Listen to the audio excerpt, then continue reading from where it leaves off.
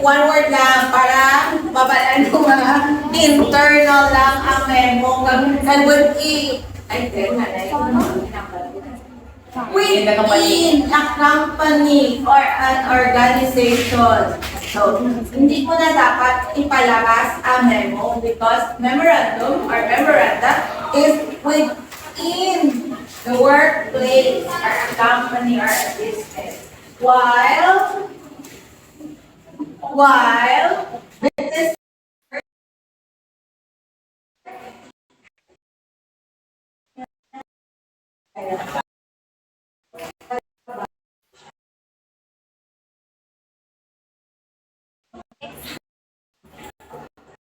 while external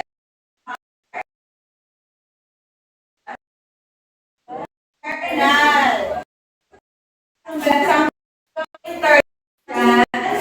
Oh, what is your internal organs? Kidney, atay, reticulum, heart.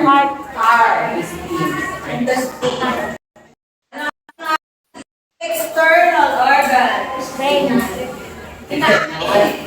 Brain. External brain. Papunta po.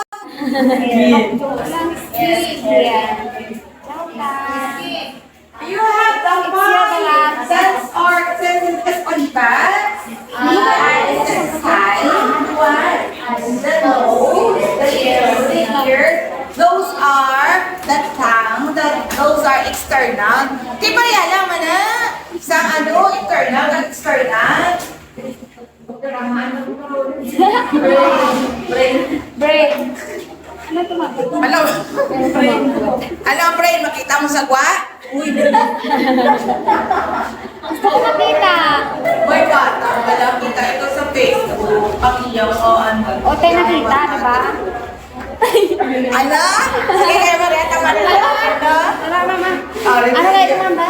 Ari, idri yung mata. Ako, yan ang brain. Mabot ang brain niya. Ito ka, ito, dali man. Ang buwan. Oh, external na brain. O, tama.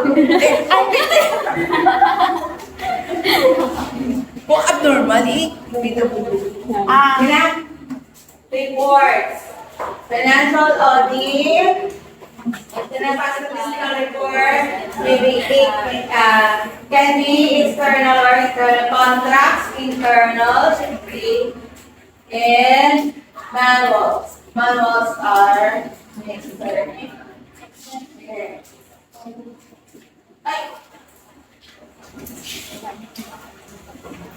Ako, gusto nakapawal. Alex, Linata.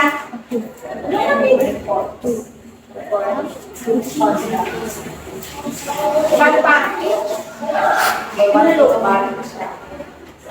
Paano? Hindi ka man maglaban. Okay. Next. Pay attention to word choice. Kailangan, di ba, tama grammar? So, pay attention to the word choice. Ano naman word choice?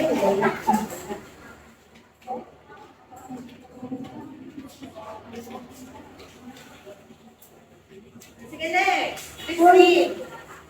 Expect. Pay attention to word choice. Following is a short list of common word choice. Says to watch out for a business friend. Affect. Affect is usually a verb meaning to influence. Effect is usually a noun meaning result. The drug did not affect the disease and it had severe adverse side effects. Effect can also be a verb meaning to bring about. Only the president can effect such a dramatic change. A lot is two words. Do not write a lot. We have had